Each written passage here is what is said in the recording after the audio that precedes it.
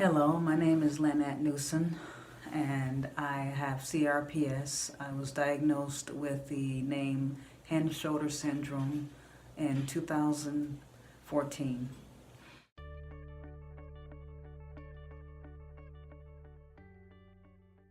Woke up in the morning and my son was in the house with me, and he just told me, "Mom, you have your arms not looking really good. Something's wrong with your arm." And I reached over and felt this left arm here and realized that it was super swollen, and I didn't feel anything. I just knew that I wasn't able to feel the pain exactly yet. I don't know if I reached up and grabbed something out of the cabinet that day, but it was April of 2014 that I first recognized that I had had complex regional pain syndrome through the diagnosis of the doctor that I went in that same day in the emergency and saw that I had had something that was truly terrible. She immediately started logging it and using her microphone to log it, and started describing how I was doing with it, protecting my arm and the pain that I had, the swelling that just got overwhelmingly swollen. A couple months before 2014, maybe later part of 2013, my mom had passed, and I was already pretty sickly then, but not as bad as when I got diagnosed with the CRPS in 2013.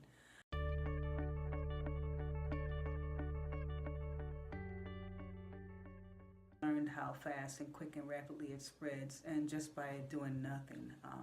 2016, I was diagnosed also with it spreading to my leg, and now it's in my leg and my right leg, from my foot on up to my hip, and in my left arm from my hand to my shoulder, and the whole right side, left side of my hip.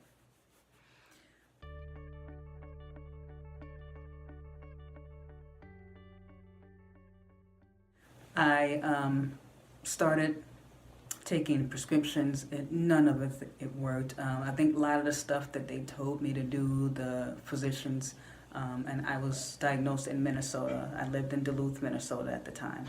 And I was given all kinds of things, therapy right away, but they couldn't get me in as fast as I needed to be in. So I did have to wait, and I think using specific therapies that they told me to use at home just probably made it worse and spread. It was the worst feeling I've ever had. I'm still dealing with it now, to try to learn how to understand not to do anything else more to make it worse. Seems like the littlest things that I did made things a whole lot worse. And so now, as the years go on, I moved back to my hometown in Milwaukee and Wisconsin, and now with my family helping me, and the medical cannabis program that I had in Duluth, Minnesota at the time in 2016 has also helped me. It's helped immediately, right away. I was diagnosed in 2014 and went through all kinds of therapies. Nothing worked.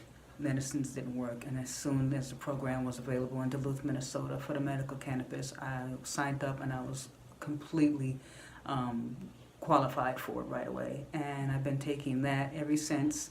It's worked tremendously for me.